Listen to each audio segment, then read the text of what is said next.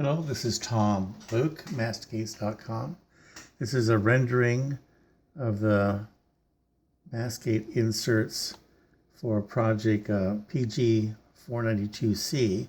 This is the front section that would be facing the top, and this is the bottom section, and it's ramped up to meet the back section that's raised. It has an interlocking channel in the back to lock over the rails.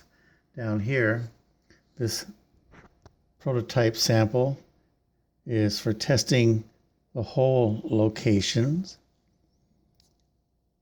and this plate here is a demonstration of what the track channel looks like for this area and how the two pieces can slide over and lock into place on this long section, and then the sail slug can slide in